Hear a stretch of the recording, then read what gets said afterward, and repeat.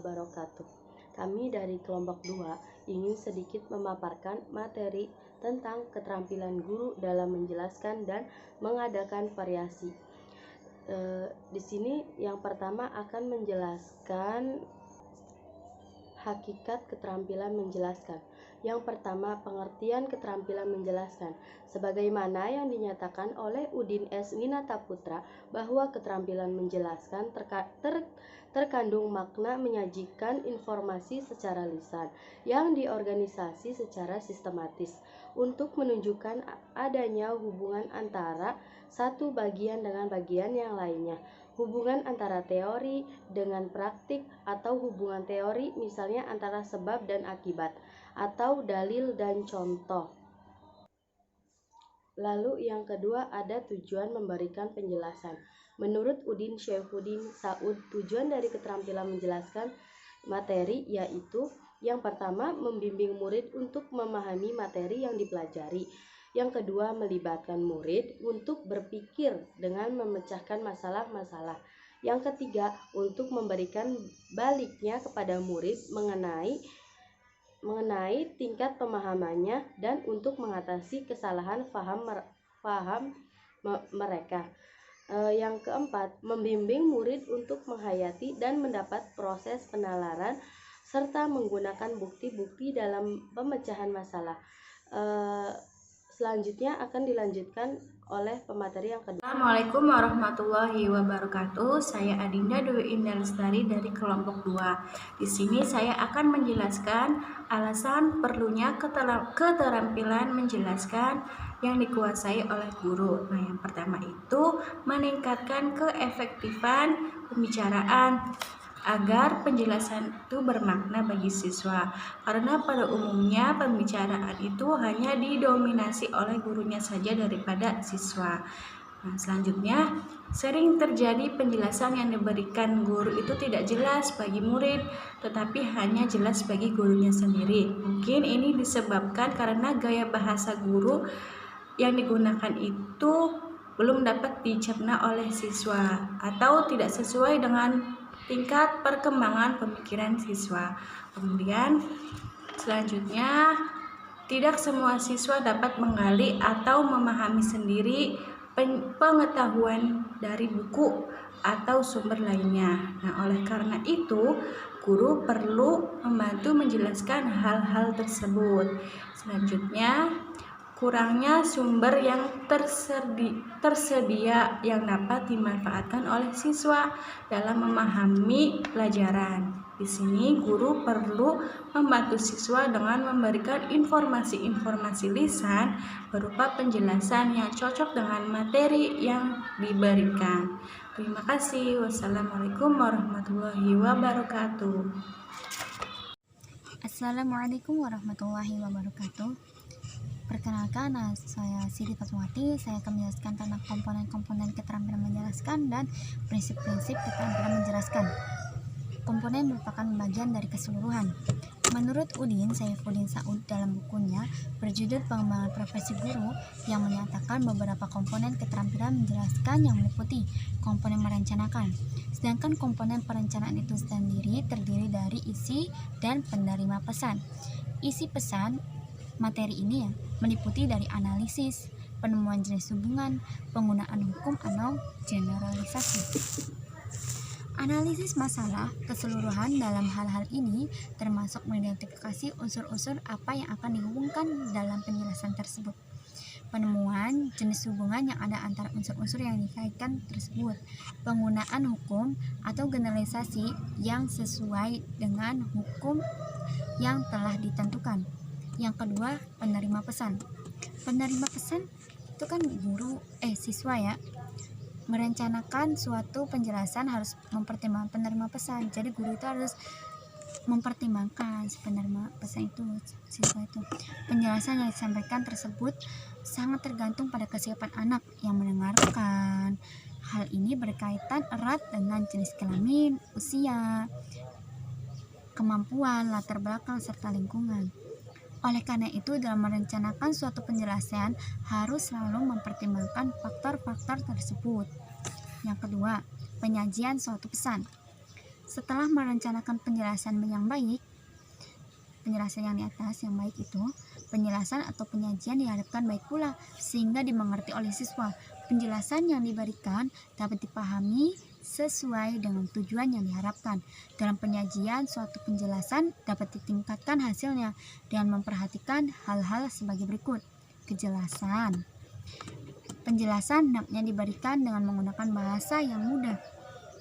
Jangan, seandainya kita jadi guru, kita menjelaskan kepada anaknya itu jangan bahasa kita orang kuliahan, kita tuh harus terjun bahasa anak-anak kayak gitu. Yang kedua, penggunaan contoh dan ilustrasi. Ilustrasinya itu seperti yang ada di gambar-gambar. Kita belum nyampe ya jika anak-anak tersebut menjelaskan itu masih di awang-awang tuh, masih menggambarkan. Kita itu sebaiknya ada gambarnya. Ini loh anak-anak, ini namanya pohon bunga matahari misalnya. Kita membawa atau bawa gambarnya. Kita tidak bisa itu ini. Terus memberikan tekanan. Dalam memberikan penjelasan, guru harus mengarahkan perhatian siswa agar terpusat pada masalah pokok dan mengurangi informasi yang tidak penting. Ketika siswa tidak mulai terfokuskan kepada penjelasan guru, sebaiknya guru itu harus mencairkan kembali seperti halo anak-anak, hai gitu. Jadi kan pasti siswa kan akan merespon hello, hai, iya bu, iya, perhatikan dengan baik konsepnya. Dari penjelasan di atas dapat pahami agar penjelasan guru mudah ditangkap oleh siswa, hendaknya tata susunan atau urutan langkah-langkah atau jalan pikiran ditunjuk dengan jelas sehingga siswa dapat dengan mudah dan membedakan mana yang pokok dan mana yang bukan. Berarti guru harus menekankan yang pokok-pokok seperti penggunaan balikan. Guru hendaknya memberikan kesempatan kepada siswa untuk menunjukkan pemahaman, keraguan atau tidak mengerti.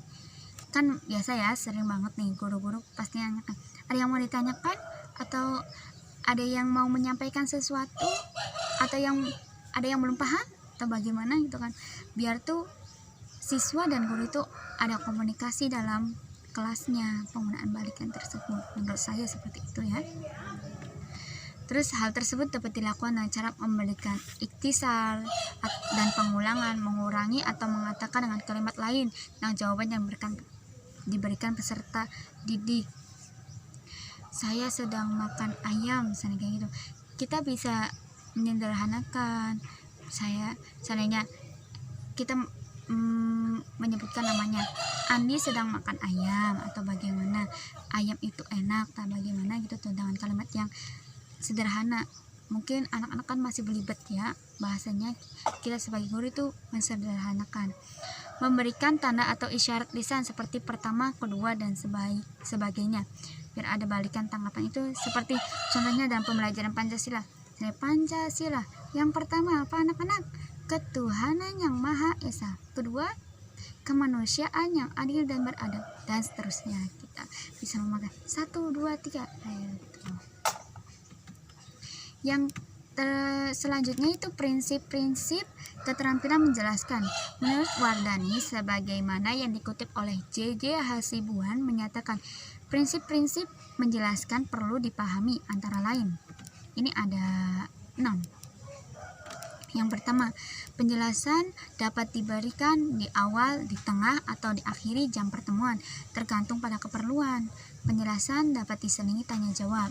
Sudah menjelaskan bla bla bla bla bla bla bla tentang fungsinya mata itu untuk melihat, fungsinya apa sih telinga untuk mendengar, terus penjelasannya diselingi oleh tanya jawab. Ayo, siapa yang paham atau yang bisa fungsinya telinga itu seperti apa, fungsinya hidung seperti apa, fungsinya mata seperti apa. Nah, itu ada tanya jawab dalam kelas tersebut ya. Penjelasan harus relevan dengan tujuan pembelajaran. Kan kita juga sebagai guru harus menjelaskan itu sesuai tujuan pembelajaran yang ada di RPP. Tujuannya subtema berapa, tujuannya apa, menjelaskan fungsi mata, fungsi anggota tubuh. Ya, ini sudah ada terangka ya. Yang keempat, penjelasan dapat diberikan bila ada pertanyaan dari siswa atau direncanakan oleh guru. Terus yang kelima, materi pelajaran harus bermakna bagi siswa. ya harus bermakna banget nih untuk kesehariannya atau apa maknanya.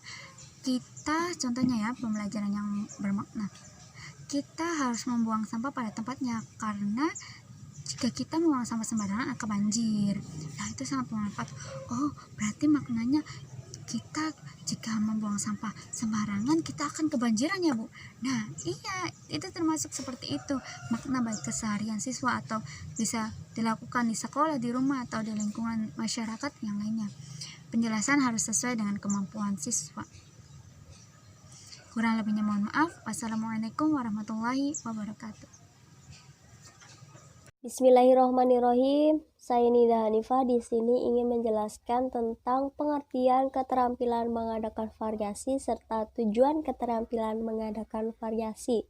Yang pertama, pengertian keterampilan mengadakan variasi yaitu suatu proses perubahan dalam pembelajaran yang bertujuan untuk menghilangkan kejenuhan dan kebosanan serta berubahnya mood siswa dalam proses pembelajaran untuk menerima bahan pengajaran yang diberikan guru dan memusatkan perhatian siswa sehingga siswanya itu agar dapat selalu aktif serta terfokus dalam proses pembelajaran. Kemudian tujuan dari keterampilan mengadakan variasi. Dalam mengadakan variasi dalam sebuah pembelajaran, guru itu sepatutnya harus mengerti dan memahami terlebih dahulu apa sebenarnya tujuan dari mengadakan variasi tersebut. Setelah guru mengetahui tujuannya, maka guru itu akan jauh lebih mudah menerapkan pembelajaran di dalam kelas. Adapun tujuan pokok dari pengadaan variasi dalam kelas antara lain, yang pertama, menarik perhatian peserta didik terhadap materi pembelajaran yang sedang diajarkan atau yang sedang dipelajari. Kemudian yang kedua, menjaga kelestarian proses pembelajaran, baik itu secara fisik maupun secara mental. Kemudian yang ketiga, membangkitkan motivasi belajar selama proses pembelajaran berlangsung. Kemudian yang keempat, mengatasi situasi dan mengurangi kejenuhan dalam proses pembelajaran. Kemudian yang kelima, yang terakhir, memberikan kemungkinan layanan pembelajaran individual. Assalamualaikum warahmatullahi wabarakatuh. Perkenalkan, nama saya Windy Astuti. Di sini saya akan menjelaskan prinsip mengadakan variasi dan macam-macam mengadakan variasi. Terlebih dahulu, saya akan menjelaskan prinsip mengadakan variasi. Menurut Jamara, prinsip mengadakan variasi dibagi menjadi 3 bagian. Yang pertama, dalam menggunakan keterampilan variasi sebaiknya semua jenis variasi digunakan. Yang kedua, menggunakan variasi secara lancar dan berkesinambungan. Yang ketiga, penggunaan komponen variasi harus benar-benar terstruktur dan direncanakan oleh guru. Maka dapat disimpulkan bahwa prinsip keterampilan variasi adalah mengandung maksud tertentu, terjadi secara wajar, berlangsung secara lancar, dan berkesinambungan. Penggunaan komponen variasi harus benar-benar terstruktur dan direncanakan oleh guru. Direncanakan oleh guru secara baik dan secara eksplisit, dicantumkan dalam rencana pelaksanaan pembelajaran. Selanjutnya saya akan menjelaskan tentang macam-macam mengadakan variasi. Ada 3 jenis macam variasi yang harus dilakukan oleh guru. Yang pertama, variasi pada waktu pelaksanaan proses pembelajaran. Yang kedua, variasi dalam penggunaan media dan alat pembelajaran. Dan yang ketiga, variasi dalam berinteraksi. Yang pertama, variasi pada waktu pelaksanaan proses pembelajaran. Pada waktu pelaksanaan proses pembelajaran, ada beberapa teknik yang harus dilakukan oleh guru, seperti menggunakan variasi suara, pemusatan perhatian, kebiasaan guru, mengadakan kotak pandang, dan gerakan guru. Yang kedua, variasi dalam menggunakan media dan alat pembelajaran. Dalam variasi menggunakan media dan alat pembelajaran dapat dibagi menjadi 3 bagian. Variasi media dapat dilihat seperti gambar, foto, bagan, dan lain-lain. Yang kedua, variasi alat atau media yang bisa didengar, seperti radio, musik, deklamasi, dan lain sebagainya. Yang ketiga, variasi alat atau bahan yang dapat diraba, dimanipulasi, dan digerakkan. Dan yang ketiga ada variasi dalam berinteraksi. Dalam proses pembelajaran, guru perlu membangun interaksi secara penuh dengan memberikan kesempatan seluas-luasnya kepada siswa untuk berinteraksi dengan lingkungannya. Sekian dari saya, kurang dan lebihnya mohon maaf. Wassalamualaikum warahmatullahi wabarakatuh.